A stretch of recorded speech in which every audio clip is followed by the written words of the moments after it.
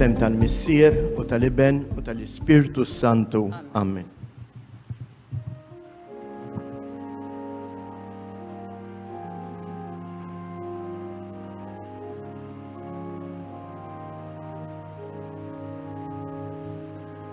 Il-messaġġ moti lil-karmni, għajmannitu li snin, ba'u folol saħi saru, b'dilhom kentan għal-ħatin.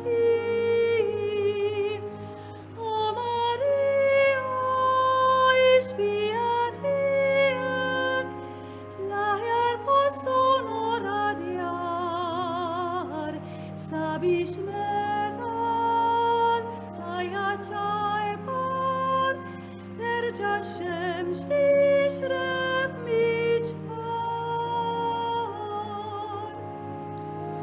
U f'dil-ħemda ta' dat-tempju ta' pajjiżna ġieħu nur, la tħallina għatwedna, għax bik dejjem fi sigur. Dawk il-kwikebs biħu riżina, madwar rasek imżejnin, komplu jisebbu l-ġmil ta' wiċċek li ħallina mistaġbin. O Madonna, ta' binu, miġħudin liġu f'riġlejk, fjammet qalbna teġġeġ lejk, l-akbar ħrara nitolbuk, aħna wlidek inħobbuk. O Madonna, ta' binu, int li mbirka fost in-nisa, intom Alla, int ħabisa, bħalma bħajtek dit il-sidek, ella int noġbu lil-libnek.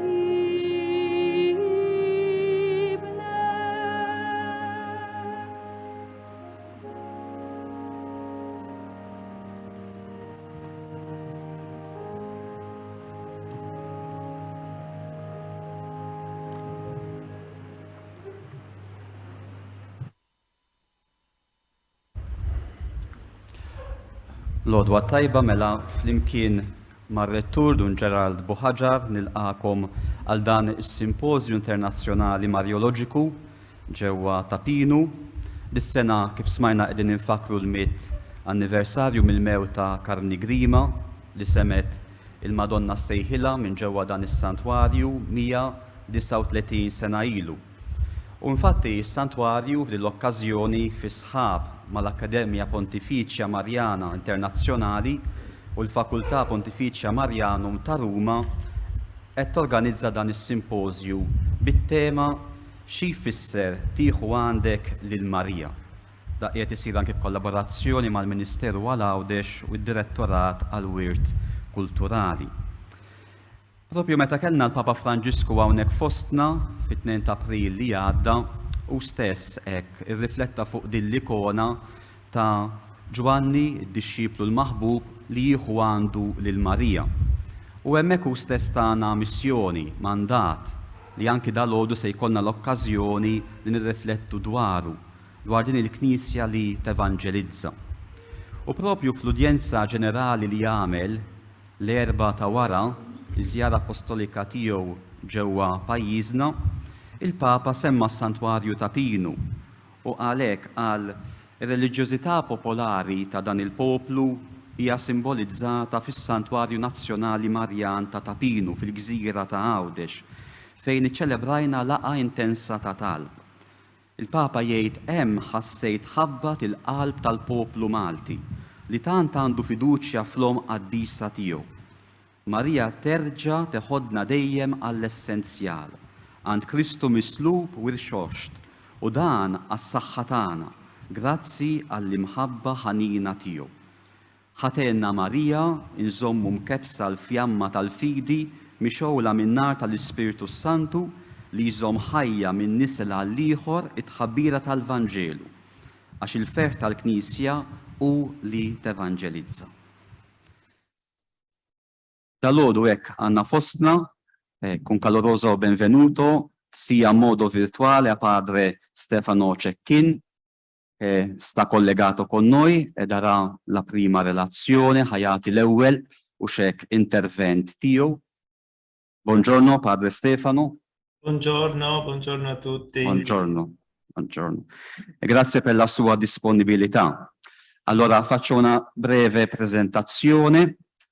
Minu dan Patri Stefano Cecchin huwa membru tal-Provinċja tal-Patrijiet Franġiskani Minuri tal-Italja ta' fuq, għamel id-dottorat tiegħu fit-teoloġija bi speċjalizzazzjoni fil-Marjoloġija fil-Fakultà Pontifiċja Teoloġika Marianum. Sa mill-1999 jgħallem il-Marjoloġija u l-istorja tal-Marjoloġija Franġiskana fil-Katedra tal-Studi Marjoloġiċi Beatu Giovanni Dunscotu tal-Università Pontificia Antonianum. Għallem fl-Istudju Teoloġiku San Bernardino ta' Verona, fl-Istudju Teoloġiku Antonianum ta' Bologna u fl-Istudium Laurentianum ta' Venezia. Huwa dedikat għal diversi riċerki fuq il-Marjoloġija tal-awturi Franġiskani, fuq l-istorja tad-dommi, tal-Immakolata Konċizzjoni, tal-Assunzjoni ta' Marija, sa mill-1995 u mixħud fuq relazzjonijiet internazzjonali mal-membri tas soċjetajiet marjoloġiċi nazzjonali u ma' diversi ċentri u organizzazzjonijiet. Interessa ruħu fid-dialogu kulturali u fid-dialogu interreliġjuż. Fost l-oqsma ta' ħidma tiegħu hemm l-ekoloġija, il-ġustizzja u l-paċi, il-benessri integrali u d-drittijiet tal-persuna umana. Jieħu sehem f'kungressi u konvenji internazzjonali bħal huwa dak ta' dalodu u jiddedika ruħu għal konvenji ġranet ta' studju u korsijiet ta' formazzjoni. Fl-2017 il-Papa Franġisku ħatru President tal-Akkademja Pontificia Mariana Internazzjonali li tagħha serva bħala segretarju sa mill-1996. Allora, grazie Padre Stefano, a lei la parola e lei ci parlerà, la dico maltese, fuq l-aspett bibliku tal-frażi u d-disċiplu ħada għandu. Grazie Padre Stefano, a lei la parola. Grazie a voi, mi scuso perché purtroppo essendo risultato positivo non ho potuto essere presente. Iniziamo subito il nostro discorso, io condivido, allora se è possibile che l'organizzatore mi conceda di condividere. Gerardo? Sì. Bisogna chiedere all'organizzatore che mi lasci condividere lo schermo. Sì, provvediamo. Così con il PowerPoint vediamo meglio e comprendiamo meglio. Ecco, perfetto.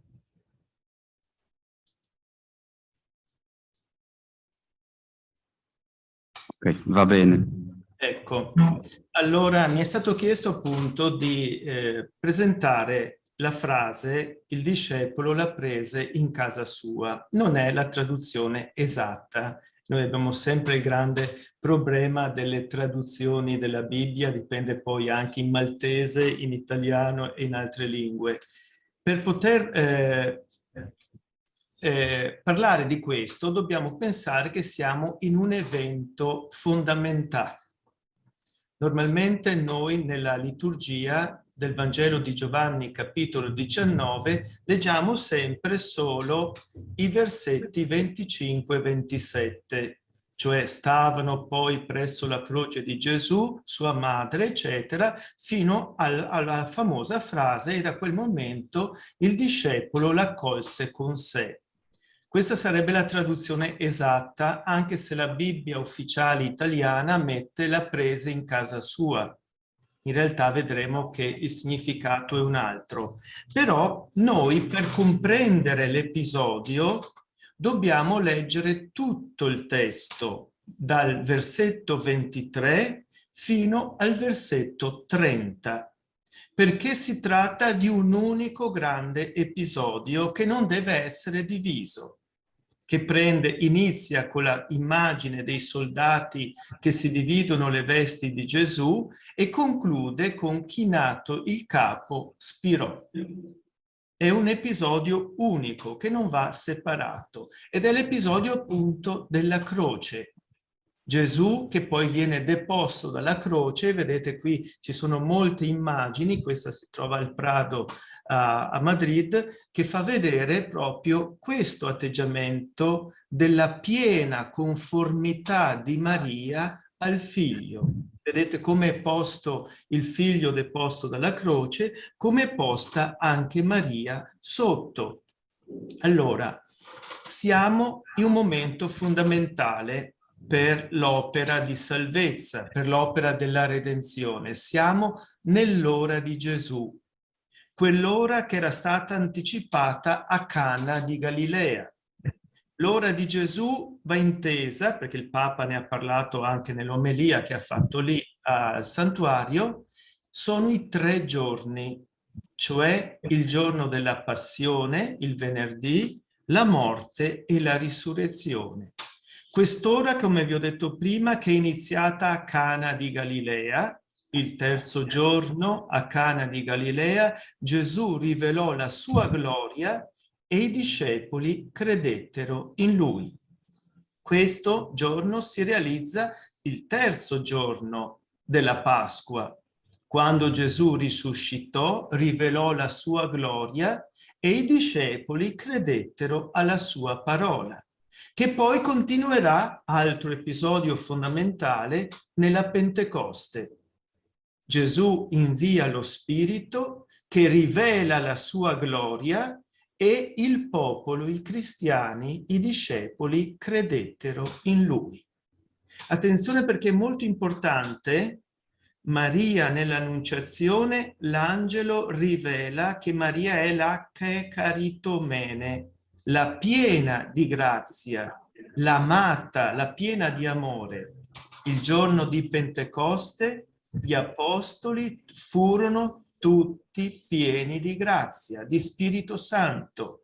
Come Maria è la Charitomene nell'Annunciazione, ora gli apostoli nella Chiesa a Pentecoste diventano come Maria, pieni di grazia, per poter annunciare le opere di Dio. L'evento della croce, qui dobbiamo stare attenti ai nostri fratelli protestanti che la interpretano in modo totalmente diverso dal nostro, perché loro distinguono nella scrittura delle diversità, cioè quello che è importante da ciò che non è importante. Per noi cattolici, come anche per gli ortodossi, tutto l'evento, tutti i Vangeli fanno parte dell'opera di Cristo. Non c'è niente nei Vangeli, nella scrittura, che sia stato scritto per caso, per raccontare le cose private della vita di Gesù, che non c'entrano con l'opera salvifica. Noi sappiamo che tutta la vita di Gesù è opera salvifica. Tutti i suoi atteggiamenti, dal mangiare al dormire, dall'amare i fratelli, dall'essere deluso, dal soffrire al Getsemani, eccetera, sono tutte realtà che danno senso, valore e significato alla banalità della nostra vita quotidiana. Gesù vive la quotidianità della nostra vita, quindi dando valore e significato a tutta la vita. Quel momento che Gesù si preoccupa di Maria dalla croce è solo un momento in cui Gesù pensa ai problemi familiari o ha un significato molto più grande? E allora, l'episodio è fondamentale, questo della croce, perché rivela il rapporto tra Maria e la Chiesa. che non è per niente secondario. Cercheremo di capirlo per capire anche l'importanza del discepolo amato che prende, accoglie Maria nella sua vita. E questo rapporto tra Maria e la Chiesa non è un'invenzione dei cattolici, ma è il Vangelo che lo vuole. È Gesù stesso che dalla croce rivela questa realtà. È fondata e legittimata sulla parola di Gesù e ripresa dalla comunità cristiana antica che dà un valore. Quindi dall'antichità viene visto questo episodio con 5 significati. Mostra prima di tutto Giovanni come il tipo del discepolo perfetto. Mette in evidenza la verginità perpetua di Maria. Abbiamo dei segnali nei Vangeli che sottolineano, mettono in luce la verginità di Maria. Altro fondamento particolare, perché chi è il vergine per eccellenza? È Dio Padre. Gesù è Dio Padre, non ha una moglie, eppure ha una verginità feconda perché genera.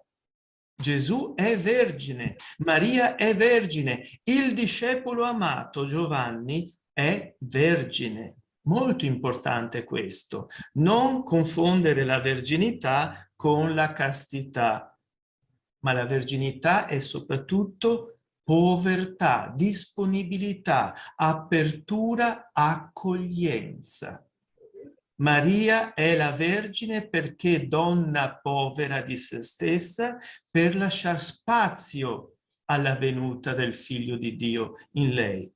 E allora, se Maria avesse avuto altri figli, come mai Gesù dalla croce si preoccupa di dare sua madre a un discepolo? Sarebbe stata una scortesia grandissima.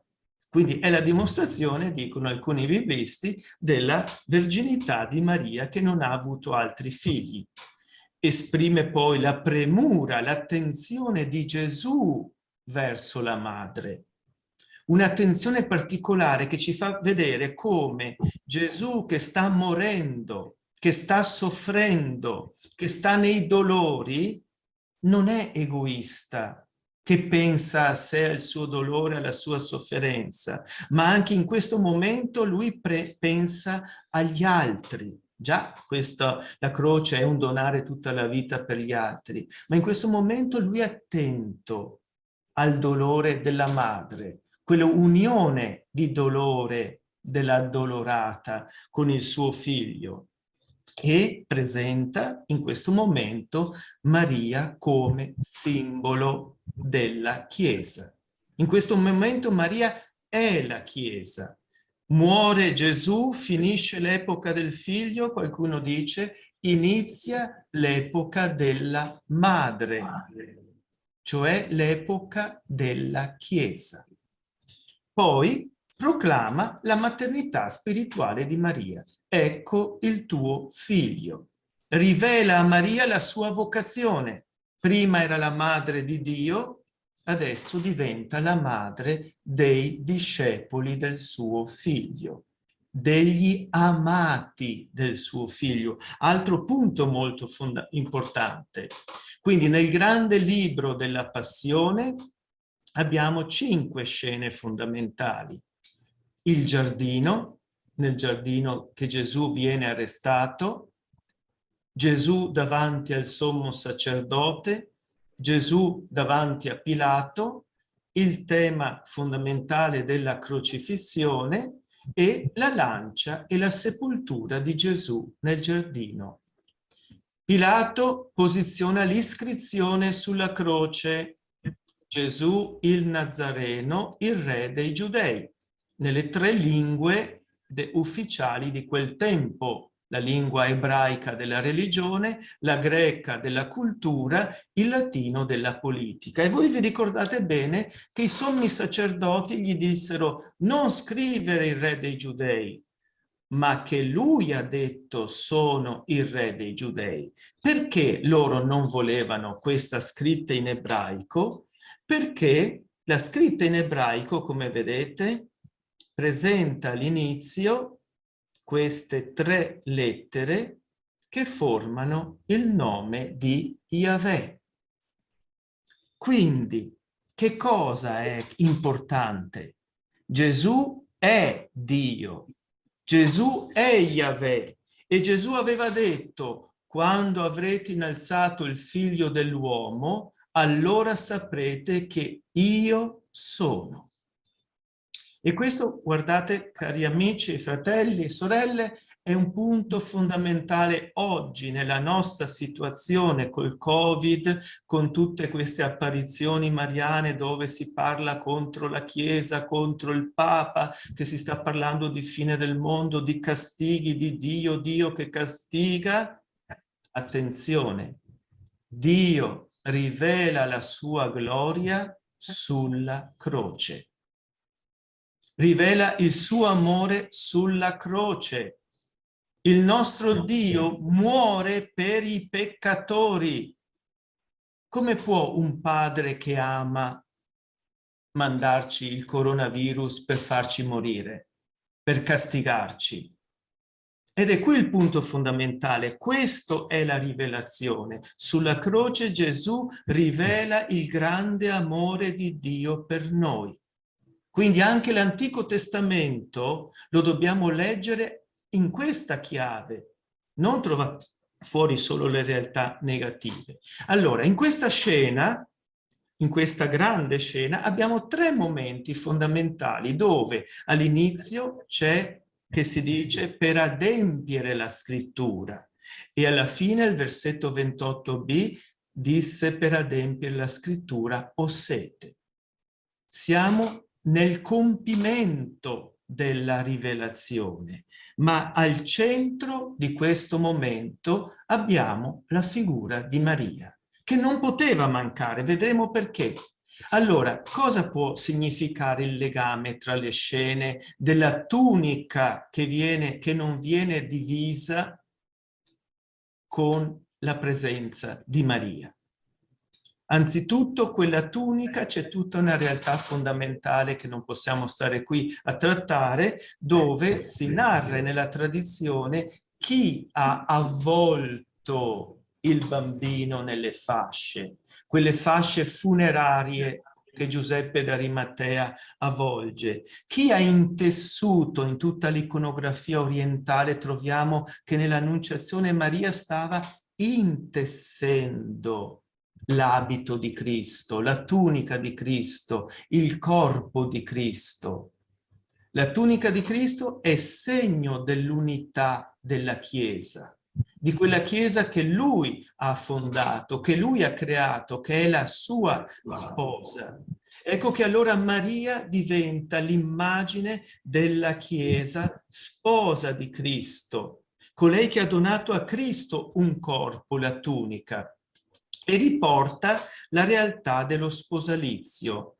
Nella visione ebraica, Dio è lo sposo e il popolo è la sposa. Come il marito si rallegra per la sposa, così il tuo Dio si rallegrerà con te.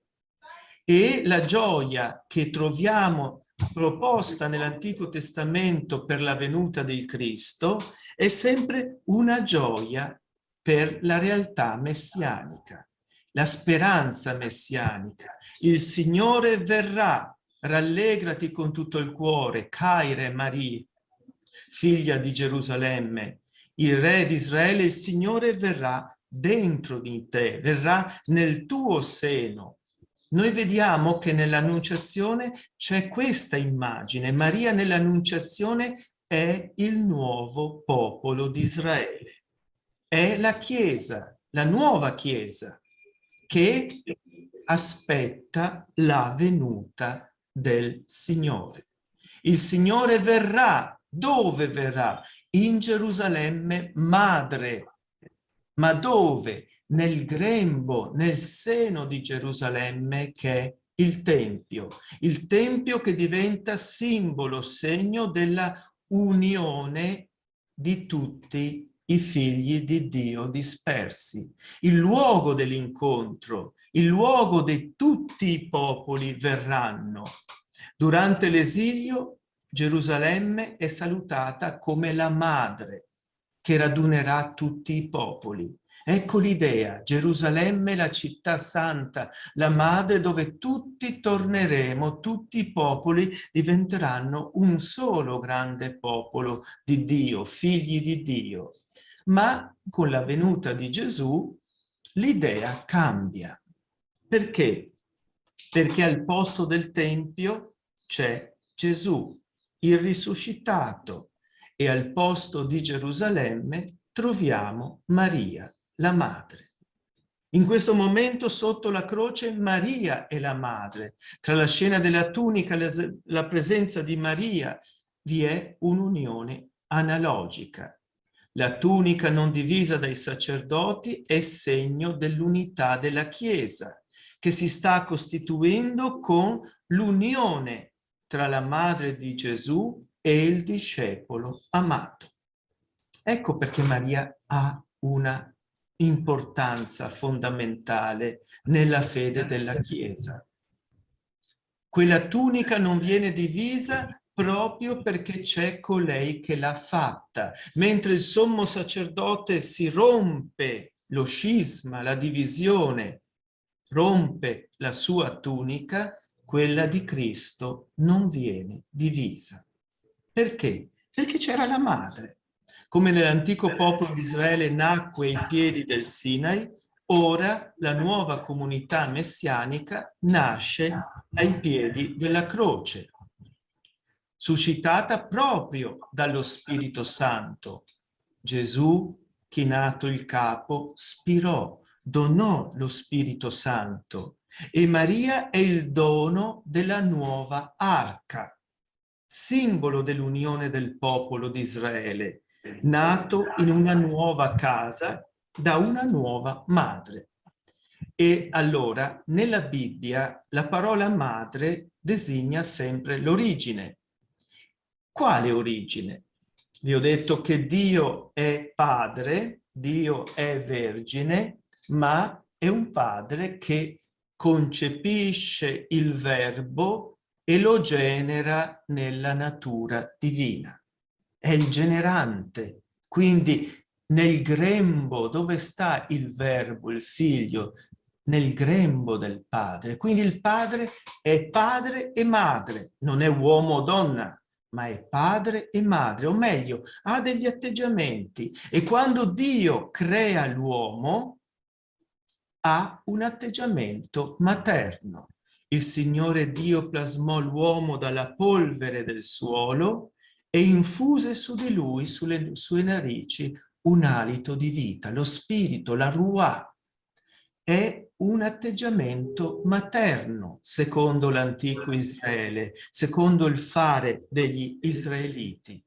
Come quindi il primo uomo fa parte di questo nascere da Dio, alla fine, dalla croce, vi è un parto drammatico e glorioso.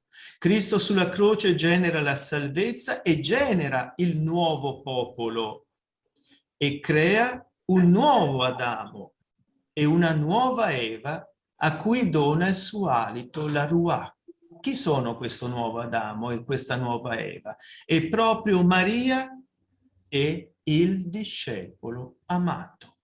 Fanno parte di questa realtà. Tra i dolori del parto dice a Maria: donna, ecco il tuo figlio, e al discepolo che amava: ecco la tua madre. Allora, l'interpretazione che noi abbiamo di vari autori su Gesù sulla croce, anche citato dal Papa da voi, è quel mio Dio, mi hai abbandonato. Quel salmo ricorda, è un salmo che parla di maternità, di un popolo nuovo che nasce. Quindi Gesù dalla croce genera, con i dolori del suo parto, la Chiesa, noi, il nuovo popolo. E come principio della nuova creazione, ecco che pone di nuovo una donna e di nuovo un uomo, il discepolo amato. Nella parente disfatta della croce, Gesù invita a cogliere l'amore materno di Dio, Un nuovo popolo che avrà per madre una donna, ecco la tua madre, una donna che è libera come Sara e non schiava come Agar, e quindi si riallaccia a una nuova alleanza, a quella di Abramo, dove il principio fondamentale è la fede. Nell'ora di Cristo, dunque, è presente la donna madre. Stavano poi presso la croce di Gesù sua madre, la sorella di sua madre, Maria di Cleofa e Maria di Magdala. C'è il gruppo delle donne, ma Gesù, tra tutto il gruppo di donne, vede la madre, la fa emergere.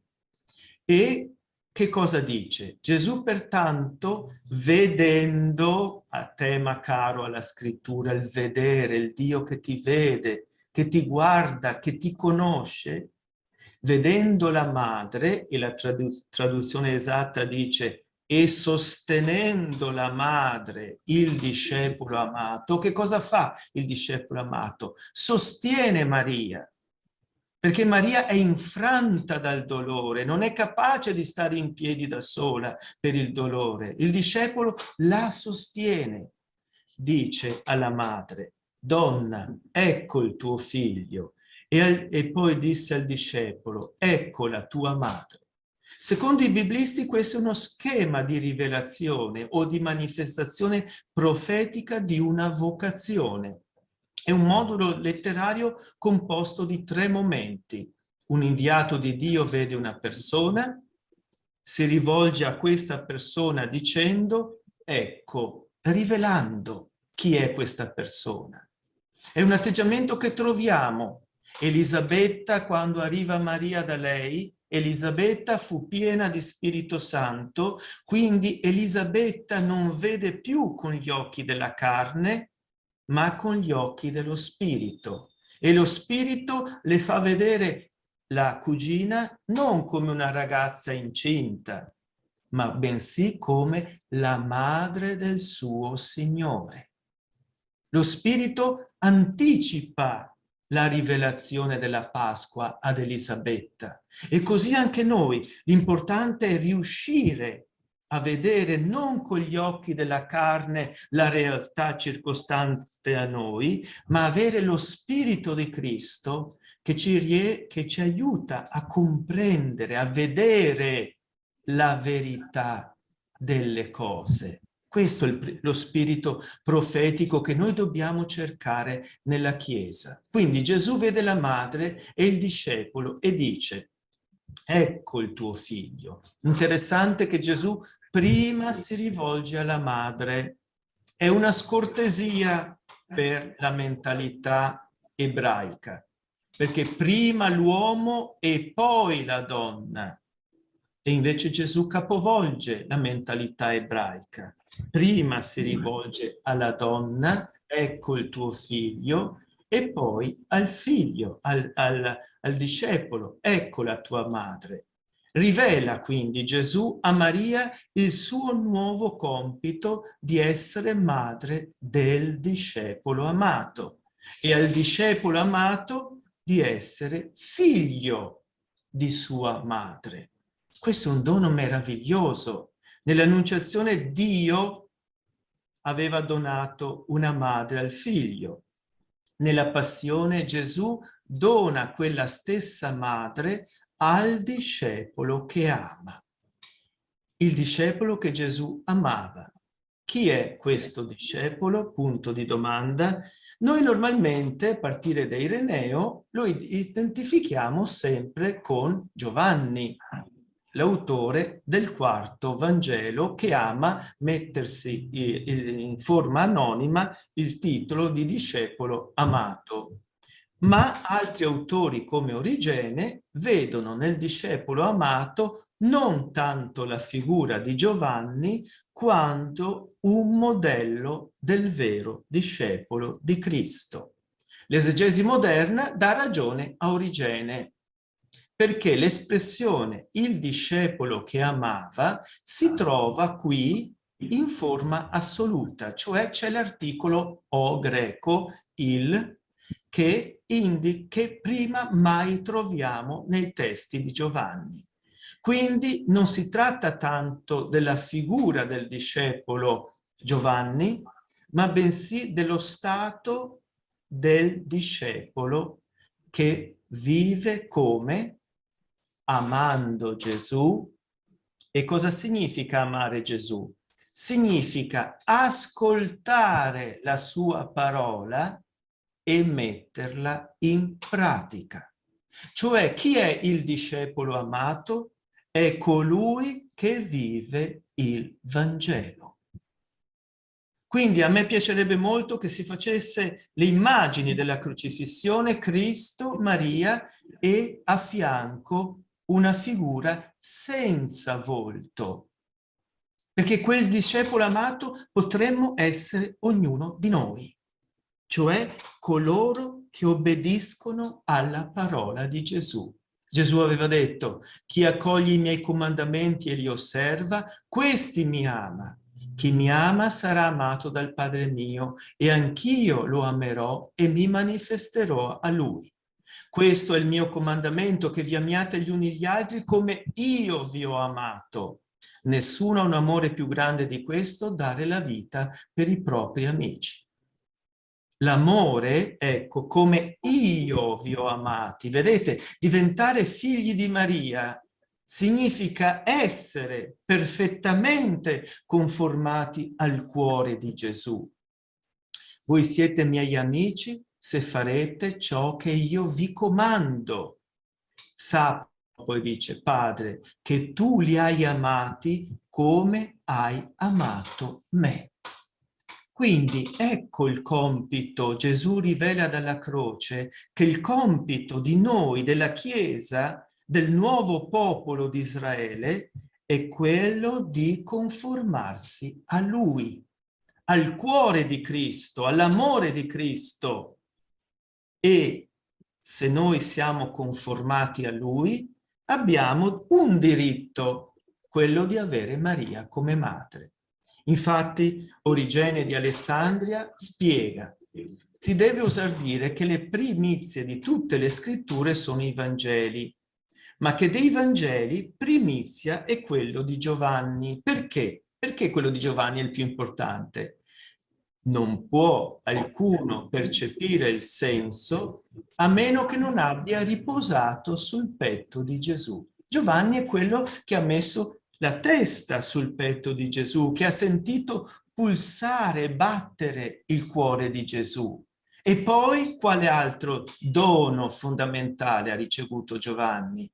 Ha ricevuto Maria da Gesù, che è diventata sua madre.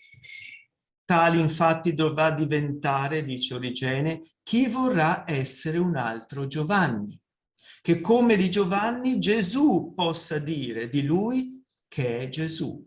Allora Giovanni si è conformato pienamente a Gesù e Gesù, guardando a Giovanni, vede se stesso, vede colui che si è conformato. Se infatti, secondo coloro che sanamente sentirono di lei, cioè di Maria, nessun altro è figlio di Maria al di fuori di Gesù, com'è che Gesù dice alla madre: ecco il tuo figlio? È perché, dice Origene, nel discepolo amato Gesù vede se stesso. Ed ecco che allora dice a ogni discepolo amato, dice a Maria: ecco, questo è il tuo figlio. Perché ogni perfetto non vive più per se stesso, ma è Cristo che vive in lui. E se Cristo vive in lui, di lui si dice a Maria: ecco Cristo, tuo figlio. Questo è un punto fondamentale. Io dico sempre, attenzione a queste consacrazioni a Maria, a questi affidamenti a Maria fatti così velocemente come una pregherina magica lì alla fine della messa, eccetera, eccetera. Consacrarsi a Maria significa decidere di vivere il Vangelo, di vivere pienamente il Vangelo, di ascoltare la parola di Gesù. E allora ecco che entriamo nel nostro discorso dopo tutta questa grande introduzione. e da quel momento il discepolo l'accolse con sé. Eistas idia. Quel momento, sostantivo ora, da quell'ora, l'ora della croce, senso temporale a partire da quell'ora, o senso teologico a motivo, a causa di quell'ora, di quell'avvenimento, è questo, è Cristo. È l'avvenimento della croce, l'avvenimento pasquale che fonda la mia devozione a Maria, la mia consacrazione a Maria. Siamo nell'ora di Cristo, nel compimento, quindi a partire dalla croce di Cristo, a causa della croce di Cristo, inizia l'ora della madre, il ruolo materno della nuova comunità nata con la croce. Gesù affida la sua Chiesa a Maria. Ecco allora perché in questi 2000 anni di storia è Maria che continua ad apparire. È lei che continua a ricordarci le parole di Gesù. Fate quello che lui vi dirà. L'accolse, la prese nella sua casa, avevamo detto noi. Il verbo lambanein, prendere, ha due significati nella Bibbia. Significa prendere nel senso attivo, quando prendo una cosa inanimata o una persona trattata come un oggetto, ma normalmente nella Bibbia e nel Vangelo di Giovanni ha il significato di accogliere, non di prendere, di accogliere nel senso passivo, quando l'oggetto è un dono.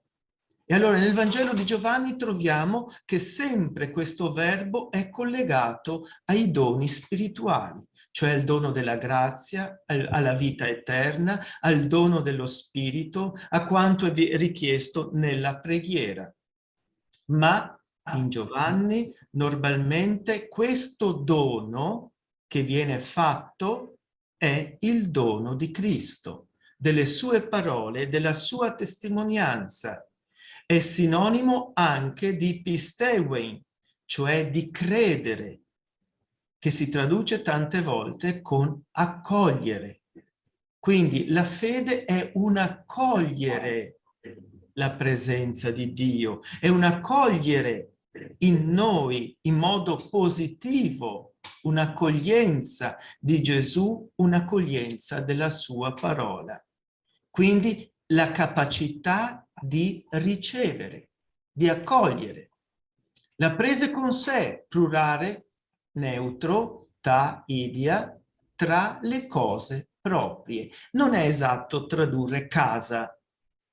Lo troviamo più volte nel Vangelo, questa parola, 10 volte in Matteo, in Marco 8, in Luca 6, in Giovanni 15 volte. E esprime sempre un'appartenenza, una proprietà.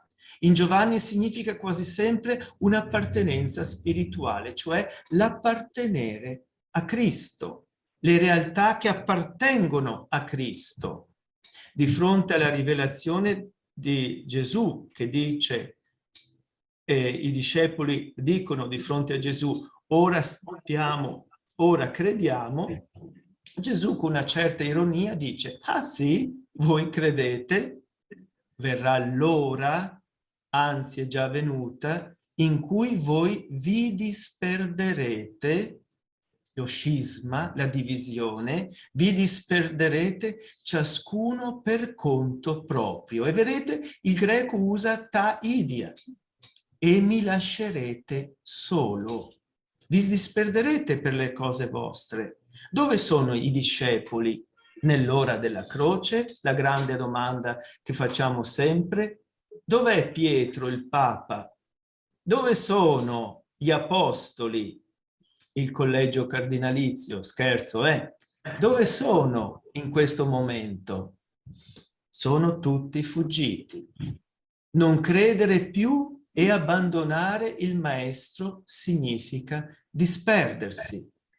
Così l'espressione ta idia non indica i luoghi in cui sarebbero scappati i discepoli in fuga, ma indica il crollo della fede, la disgregazione della loro unità in Cristo, il ripiegamento ciascuno sui propri interessi.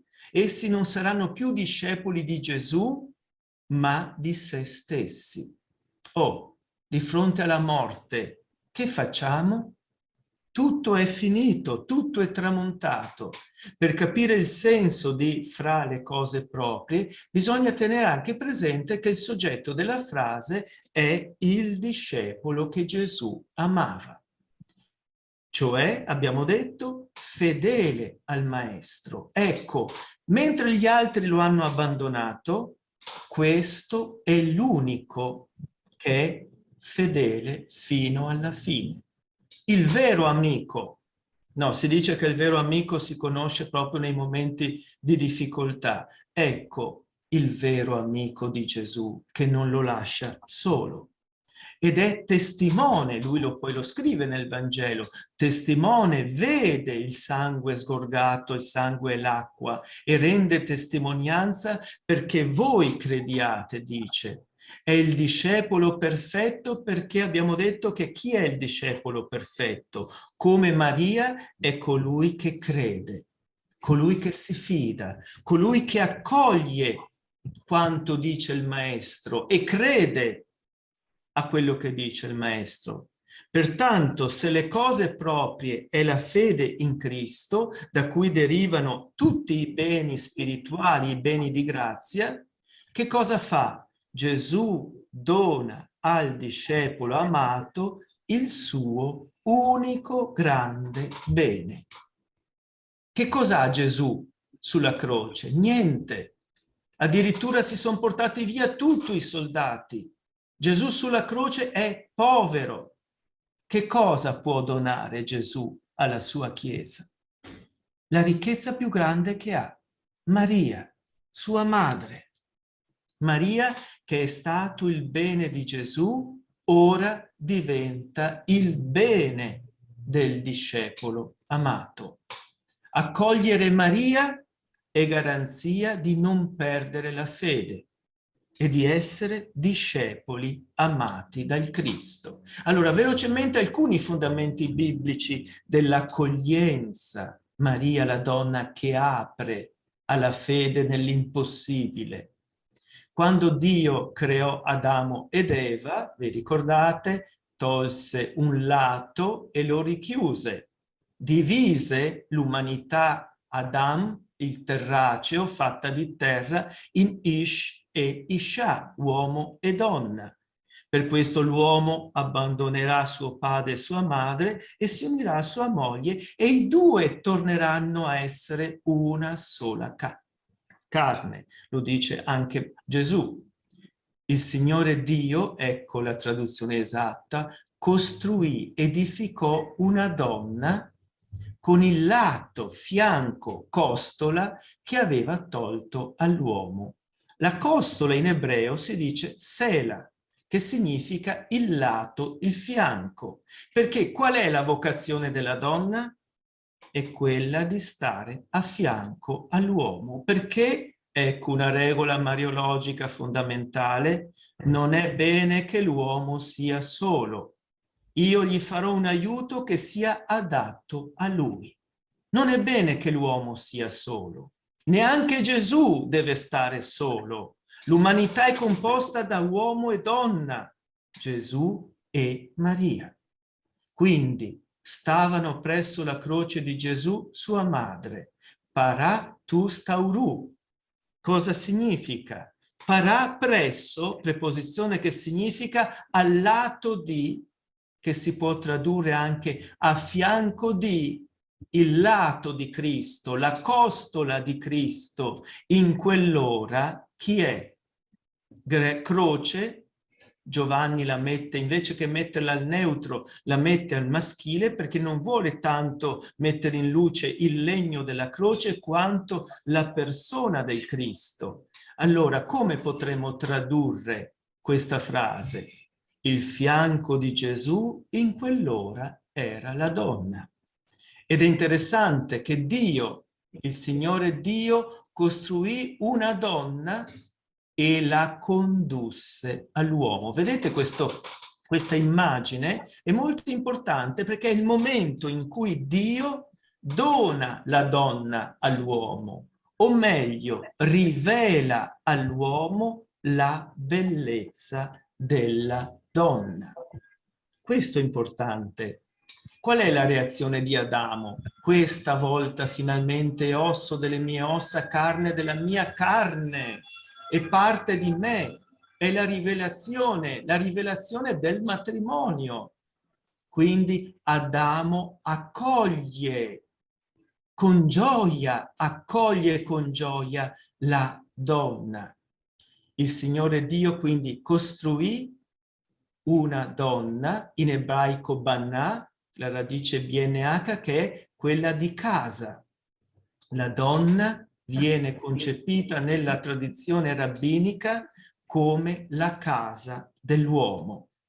E noi lo comprendiamo poi, perché l'idea di Dio era quello che colui che sta nel suo grembo uscisse per mezzo del soffio, l'azione e l'energia dello Spirito Santo per venire a dimorare dentro Maria. E cosa fa Maria? Maria incontra nell'annunciazione la parola e rimane in silenzio, non un silenzio sterile, un silenzio che ascolta. Il silenzio è apertura ad accogliere la parola dell'altro, disponibilità ad ascoltare. Manifesta la povertà di Maria, vergine, povera, perché deve fare spazio all'altro. Maria comincia a chiedersi tra sé, la donna intelligente, questo è importante, il cristiano deve essere intelligente, meditare, ragionare, pensare, e la parola, il verbo di Dio, feconda l'intelligenza di Maria. Così si realizza la divina maternità, la maternità feconda.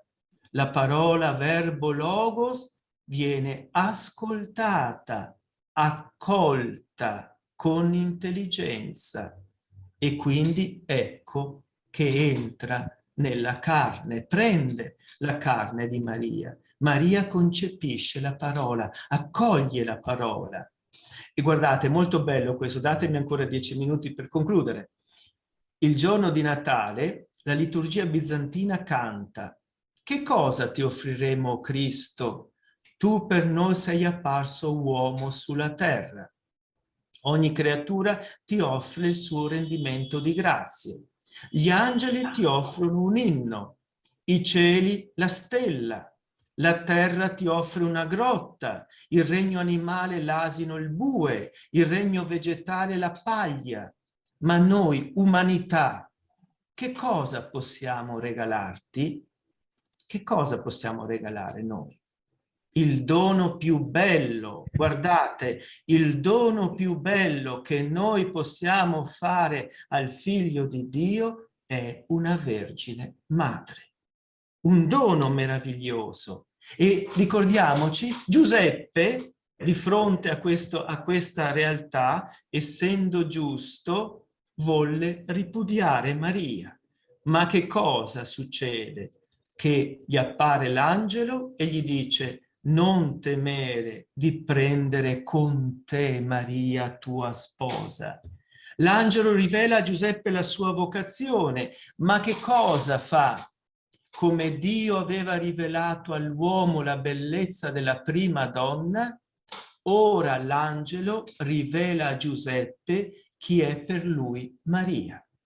Abbiamo detto no, Dio rivela la donna all'uomo e l'uomo la accoglie come carne della sua carne. Dio rivela a Maria il suo figlio che diventa uomo e Maria lo accoglie. L'angelo rivela a Giuseppe chi è Maria e Giuseppe l'accoglie. E questo, svegliatosi dal sonno, Giuseppe l'accolse subito. Quello svegliarsi dal sonno, ricordatevi che è il verbo egeiro, svegliarsi, che è usato nella scrittura per dire la risurrezione di Cristo. Questo svegliarsi di Adamo dopo che Dio aveva tolto la donna, lo svegliarsi di Giuseppe è una risurrezione. Attenzione, quando Maria si alzò in fretta per andare da Elisabetta, il verbo alzarsi di Maria è sempre lo stesso verbo che indica la risurrezione. Quindi accogliere la parola di Dio, accogliere Maria è una novità, è una risurrezione. Giuseppe accolse la sua sposa, obbedì, anticipò il comando di Gesù dalla croce. Ecco tua madre. E accogliendo Maria, che cosa fa Giuseppe? Accoglie la sua divina maternità. Accoglie il figlio che sta con Maria. Capite? Per noi accogliere Maria significa accogliere tutto il mistero divino. Dove sta Gesù? In braccio a Maria. Entrati nella casa a Natale, videro Maria col bambino. Dove sta Gesù? E sta nella chiesa dove c'è Maria. Guardate, Giuseppe che accoglie il figlio di Dio, che si fa uomo in lei, è il primo grande atto di fede dopo quello di Maria. Giuseppe, insieme con Maria, diventa il primo depositario del mistero divino, patrono della Chiesa. Ma chi è l'altra figura che accoglie Maria? È Elisabetta. Guardate, con le braccia aperte, che gioia, che sussulto. Accoglie Maria, accoglie Gesù e fu piena di Spirito Santo accogliendo Maria. Infatti Maria, in quel momento, Luca evidenzia che per mezzo del saluto di Maria il bambino esultò nel grembo ed Elisabetta fu piena di Spirito Santo. Elisabetta in quel momento diventa il sommo sacerdote. Quel sommo sacerdote che era l'unico che poteva andare a trovarsi alla presenza di Dio di fronte all'arca dell'alleanza. Ecco, Elisabetta partecipa e riconosce la nuova arca dell'alleanza, accoglie il grande mistero di Dio, la Theotokos, perché in quel momento è una epifania, ma è il momento anche di una Pentecoste.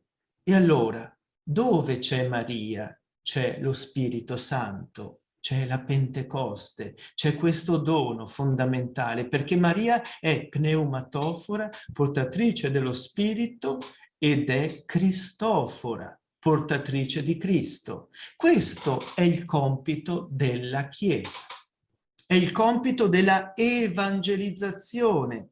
Noi ci dobbiamo conformare, passo passo veloce perché siamo alla fine, ci dobbiamo conformare a questa realtà.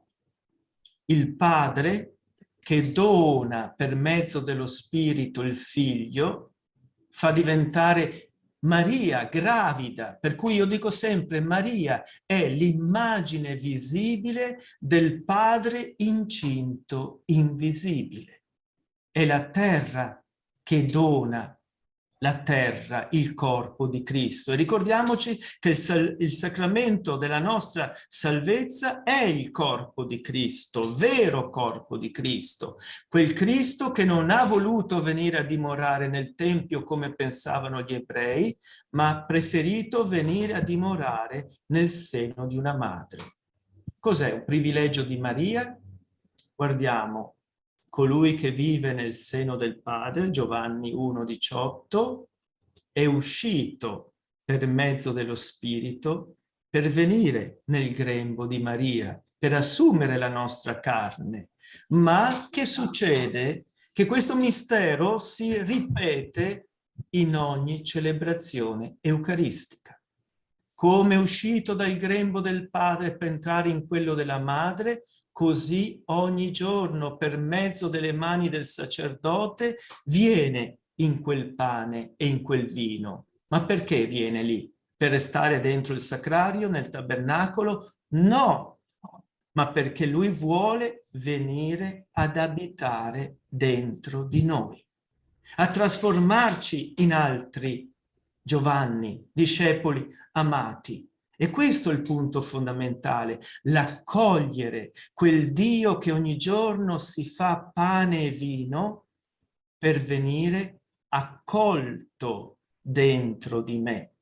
Ecco che allora questo pane di vita, questa sua presenza che viene a dimorare dentro di me è per trasformarmi in Lui, perché io abbia la capacità, la forza, l'energia per vivere il Vangelo e quindi diventare un altro Giovanni, un altro discepolo amato. Ecco allora che noi diventiamo come Maria, diventiamo luogo della presenza di Dio e diventiamo capaci di poter amare Dio e mettere in pratica la sua parola. Grazie. Grazie Padre Stefano per questa sua densa e molto ricca riflessione. Grazie Padre. Għadna kemm smajnek dan il-kommentarju ħafna profond fuq din is-silta li nsibu fil-Vanġelu skont San Ġwan fejn l-iben jagħti lill-om lid-dixxiplu l-maħbub u d-dixxiplu l-maħbub ħada għandu. Padre Stefano fissrilna kif il-kuntest ta' din is-silta f'San Ġwan jurina s-sija ta' Ġesu, hija sija fejn ir-rabta ta' bejn Marija u d-dixxiplu l-maħbub hija rabta li Ġesu stess xtaqa li tmur lilin mis-sempliċi attenzjoni li Ġesu bħala iben seta' kellu lejn il-ħtiġijiet ta' ommu imma li tidħol fil-kwadru il-kuntest ta' l-istorja tas-salvazzjoni. Infatti fissrilna kif ġewwa dik is-silta speċifika li nsibu f'San Ġwan it-tunika u r-riferiment tat-tunika kif issrilna ftit, kif min-naħa s-saċerdot il-kbir iċarrat il-libsa tiegħu min-naħa l-oħra Marija dik li tinseġ din il-libsa. U fl-għaqda ta' bejn Marija u d-dixxiplu il-maħbub għandna anki hekk permezz tal-qawwa tal-Ispirtu Santu dik l-għaqda li Ġesu xtaq anki joħloq. Padre Stefano wkoll fissrilna mbagħad fl-ispeċifiku kull kelma ta' din is-silta partikolari urina li l-mument li fih tidħol din is-silta mhux biss mument ta' żmien temporali imma huwa wkoll il-mument ta' dan il-ħolqien ġdid. Urina wkoll kif meta ngħidu li d-dixxiplu l-maħbub ħada għandu dan mhux qed jirreferi sempliċement jew għal post partikolari għal dar imma qed joħodha fuq l-aktar affarijiet eżis tiegħu f'din it-tip ta' relazzjoni ġdida. Imbagħad Padre Stefano wkoll u x'hekk urina x'fisser li aħna nilqgħu lil Marija u x'konsegwenzi hemm fli nilqgħu lil Marija. Qabel xejn biex ikollna dritt għal din l-omm irridu nkunu konformi ma' Kristu, mal-qalb ta' Kristu. Hekk nisabu fix-xahar ta' Ġunju x-xahar tal-qalb ta' Ġesu u tassew hekk li aħna nixbħu lil Kristu ifisser li ngħixu bħal dan id-dixxiplu l-maħbub li kif issrilna Padre Stefano u xek skont il-padri anki tal-Knisja huwa il-modell u xek tad-dixxiplu perfett li jimxi fuq il-passi tal-imgħallem id-dixxiplu li appuntu jgħix b'mod sħiħ il-Vanġelu. U li aħna jingħatalna din l-omm għax nippruvaw u xek ngħixu f'konformità ma' Kristu imbagħad ukoll nirċievu dak li Marija msejħa sabiex tatina kif u xek għalilna Padre Stefano il-missier fil-ħolqien u xek jagħti u xek mara lill-Adam ukoll f'dan il-mument u xek dan Alla magħmul bniedem jagħtina u xek l-omm li d-dixxiplu li jilna d-dixxipli maħbubin tiegħu. U fl-aħħar għamel referenza għal żewġ personaġġi li laqgħu lil Marija. L-ewwel semma lil Giuseppi li propju xek l-anġlu jirrivelalu minni Marija u jilqaħħa u dan li nilqgħu il-Marija iġib miegħu wkoll u xek qawmien ġdid, ħajja ġdida, imbagħad it-tieni persuna hija Eliżabetta li wkoll tilqa' lil Marija. U temm jgħidilna propju li Marija hija l-pnewmatofora dik li ġor l-Ispirtu Santu u allura tagħmel possibbli u xek f'ħajjitna Pentekoste ġdida hija wkoll il-Kristofora, dik li ġor il-fer ta' Kristu. U U propju dan huwa wkoll hekk is-sens u l-missjoni li l-Knisja għandha. Li fuq l-eżempju ta' Marija hija dejjem aktar tipprova tgħix il-mudell tad-dixxiplu l-maħbub f'konformità ma' Kristu propju tkun tista' twassal dan il-ferħ tal-Ispirtu hekk il-ferħ ta' Ġesu. U fuq dan naħseb ukoll li issa fit-tieni mument permezz kemm ta' Padre Stefano u anki ta' Padre Salvatore Perella li jinsab fostna mbagħad nintroduċuh ukoll nistgħu aktar nifhmu xi tfisser issa din bħala missjoni hekk fil-Knisja. Nirringrazzjaw ħafna Padre Stefano ta' tant u tant hekk anki riflessjonijiet li tagħna li żgur li din hekk il-ġabra ħafna qasira tiegħi ma tagħmilx ġustizzja hekk lil dan il-kontenut u allura hekk nistgħu anki nipproċedu bil-programm hekk tagħna anki ta' riflessjoni kif xira nagħmlu hekk naqra ta' waqfa għal kafe biex nerġgħu nistejqru ftit ħalli mbagħad inkun nistgħu nisimgħu anki it-tieni parti ta' dan il-programm.